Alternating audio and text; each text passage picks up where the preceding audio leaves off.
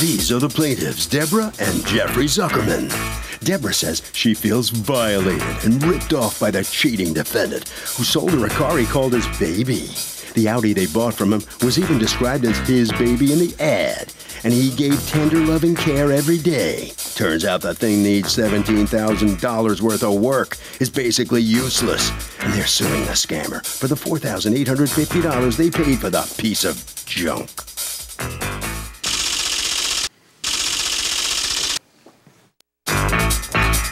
This is the defendant, Eric. He says he loved the car he sold to the plaintiffs, had no issues, and told the plaintiffs feel free to bring their mechanic with them when they came to look at it. They came, they loved the car, and bought it on the spot. About a month later, he gets a typed letter stating the dealership says the car needs $17,000 worth of work. He was flabbergasted the dealer would try to rip these poor people off like that, but hey, it is what it is. Bottom line, he sold them a perfectly good car and owes nothing. He's accused of unloading a real clunker. All parties, please raise your right hands. Be seated. Come to order, please. Defendant. Litigants have been sworn. Thank you, Douglas. Thank you. All right. Deborah and Jeffrey Zuckerman, you are suing Eric. You've asked us not to mention your last name for $4,850. I believe that's the purchase price of an Audi that you bought from him, and you believe he knowingly sold you a lemon. Tell me what happened. We were looking for a car for our daughter. She goes to school up north. She also has to go to physical therapy. So we needed a car that was safe and four-wheel drive so she can get back and forth and get around Vermont easily. We looked at Craigslist ads, and we realized that we didn't need a car that she wasn't going to go tons of miles. It was just to go around town. So we saw this Craigslist ad and thought, wow, this looks like a fabulous... Do you have the ad? Yes, I do. May I see it? Sure. Okay. And what made you say wow about the ad? Well, if you look at it, you will see why I said wow. The seller was an Audi mechanic. And he... Are you an Audi mechanic? I was an Audi mechanic about 10 years ago, Your Honor. Okay. Right.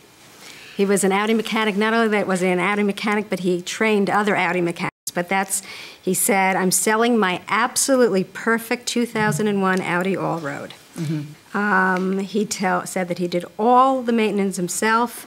He said, mechanically, it's a 9 out of 10. Let me give you a little background on me and the Audi Allroad. Years ago, I owned one, and I had a great experience with it.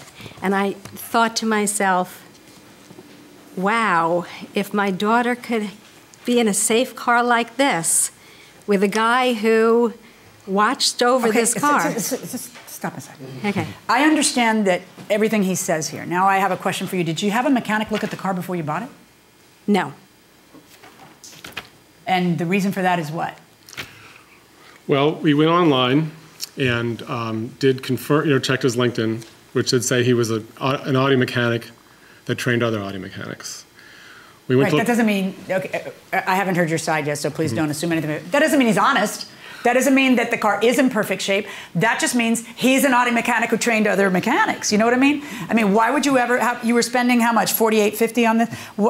If I'm spending several thousands of dollars, I'm not going to save a $150 visit to a mechanic, or have a mechanic come with me to take a look at it, or have him drive it to a mechanic who you hire, who answers to you, not to him. I mean, that's what you do when you're buying a used car. Actually, that's not what my litigants do. That's why they're litigants. That's what people do who don't end up in litigation. Right. Because they look at it and they know what they're buying. The car is how old?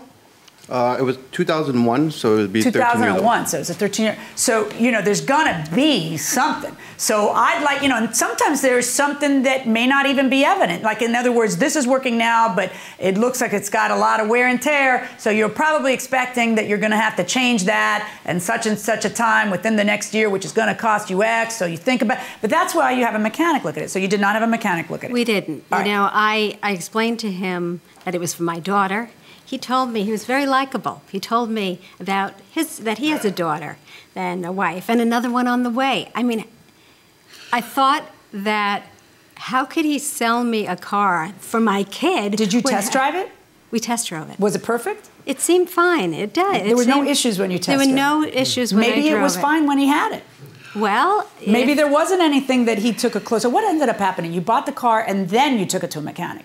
I bought the car, and as soon as I drove it around for a little while, 50 miles later, the check engine light went on. Okay, so that's why you end up taking it to the mechanic. That's why I went, I wonder if it must be a little something, needs a tweak. Okay, how long after the purchase was that? It was 7/11. July 11th. And what day did you buy the car? On the 29th of June, so it was about 2 weeks. Okay, so go on. I went to the Audi of Fairfield, and when we added up all the things that they said were wrong with the car, from needing 2 catalytic converters to brake hoses cracking to joints and suspension and transmission and... I'm sorry, are they saying that they were cracked? Yes. Okay, go on. There was, it gets stuck in reverse. We didn't test it in reverse. Wait. Does it get stuck in reverse? We didn't have that issue, but they did when they were testing it. When they were testing it. So... Did you take it to a second place? Yes. Okay, all right. And what did that second place well, I'm sorry, what did the Audi place tell you? According to you, they tell you that it'll take $17,000 to fix your $4,000 car? Right, $19,328. $20,000, no, $100,000. All right, so what did the second place say? The second estimate totaled out at $6,073.50. And he said far fewer things were wrong with it than the Audi dealership. Yeah, but it's not like they have the same list of things that are wrong at a different price. But he has a completely different diagnosis about what's wrong. Well, he said very clearly, though, he said, look, this is absolute minimum. It very likely needs a new transmission or torque converter. Hand me both of the estimates from the 2 dealerships and let me hear from you. I posted the ad, I believe around mid-June, and I spoke to the plaintiff over the phone for the first time maybe a few days afterwards. Talked about the condition of the car as to what I thought it was. The way I represented the car as best as possible. When I had the car, there were absolutely no issues that I saw. We met in a mutual place, public parking lot. At that moment of the test drive, there was no check engine light, there was no squeaking, rattling in the suspension. We did go in reverse because I remember going into a parking lot. We had to back out of the parking lot. Did the car ever give you a problem going in reverse? I've never had a problem going in reverse. Is there a bill of sale in this case? Of course. Let me see the bill of sale. If you each have a copy, can I see it, or you don't have a copy? He has the same stuff we have. I don't know. That sometimes they don't. We have the same. Yeah, I want to see your copy of the bill of sale. Welcome back to the People's Court. Harvey Levin here. Should she be able to return the car? I don't know if she should be able to, because she didn't get any promise from the guy to get there. Well, she didn't get any promise for sure, but even without a promise, if the car fell apart, should she get her money back? Well, the fact of the matter is that she could probably take him in for misrepresenting that the car was in good condition. But it wasn't, she didn't remember, he said, here's a used car, 13-year-old car. Yeah, no, I don't think she should get her money back. Like, she said he was honest, but like... I love your attitude. It's kind of like, screw her, right? Got your point, going inside the courtroom. How long after they purchased the car did they call you and tell you there's a problem? They contact me just shy of a month after they purchased the car. Where's this? Do you have this? I have this here. Why would you not give the court this? This is like the best evidence you have, and they're the ones who gave it to me. Hand that over. Let me see that. Let me see any paperwork having to do with the transaction that took place.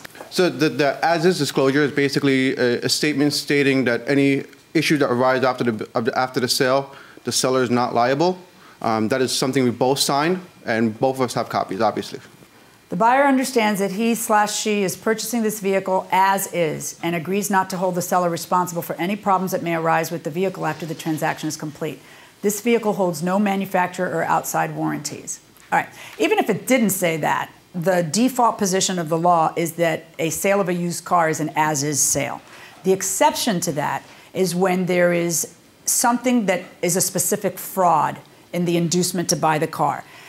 That side thinks the term, it's perfect, there's nothing wrong with it, is a specific warranty. It's not. It's an opinion. It's perfect. I treated it like a baby. It may give you a warm and fuzzy glow, but it's not the same as having your mechanic take a look at it and tell you, listen, you're going to have to pour $2,000 or $3,000 into it, or $10,000 or $15,000 into it, whatever the case may be. I feel bad for your situation. I have children. And I don't care if you didn't have children. I don't care. I don't care if there wasn't this romance about it. You wanted your daughter to do this. Even if it doesn't matter, I still feel bad for your situation. But how am I supposed to legally ignore the effect of A, you signing an as-is sale, B, you never taking, the whole point of this is buyer beware. Why? Because there's millions of these kinds of transactions, and the courts don't want to have to revisit every single one of them because it's a used car that's 13 years old and stuff is gonna go wrong. So the whole point of it is that you're supposed to beware before you buy it, and you're supposed to take the precautionary measures of having somebody look at it. And I know why people don't do that. They look at the car, it looks pretty, they drive it, it sounds good, and then they kick the tires a few times, and then they save the couple $100 that it might cost them because you might be looking at 2 or 3 different cars, or for whatever reason. It doesn't matter. It's your money. You can spend it how you want. But when you choose to spend it on the purchase of a used car, which is an as-is sale by default, but in your case, more specifically by contract, okay, what am I supposed to do with that? I'm supposed to ignore it? You know what I want you to do? The same thing everybody else in your position has to do. And that is know what you're buying before you buy it. That's it. My verdict in this case is for the defendant. It's an as-is sale. Well, the plaintiffs just learned the same lesson so many others have learned here in the People's Court and other courts, that as-is are 2 very big words. That's right. Right? That's right. You didn't know that before you bought the car? Everybody has their weak spot. He saw us coming. He played the sympathy game. He said he had the car for years. We stepped into it. It happens once in a while. Yeah, okay. It happened to us. You should have done what? Had a mechanic look at the car. Yes. Absolutely. Okay, and so you've learned that lesson. Unfortunately, you learned it the hard way, but that's the law. All right, so head around the corner this way. All right, so step on in here and put yourself in their shoes, and what would you be feeling right now? I would be discouraged but I would have to definitely be smart enough to know to bring a mechanic with me. Well, you are one, so you know that. Yeah, but I specialize, I guess, in a certain car. If I was buying a different car, I would definitely be a Honda mechanic or a different type of manufacturer. Right. Okay. But so now you're the plaintiffs, and you look across and see you, the defendant. What do you think of that guy? I couldn't feel as terrible about him because that was basically her fault for not hiring a mechanic, not doing her due diligence ahead of time. Okay. Harvey, we think. Okay, it's ironic, but sometimes the nicer looking the car, the more dangerous it is for you to buy it without checking it out with a mechanic, because looks with cars can be very, very deceiving. And do not trust, I'm not saying this guy or this person, but do not trust the person that you're buying the car from, even if they seem honest. There's no such thing as seeming honest.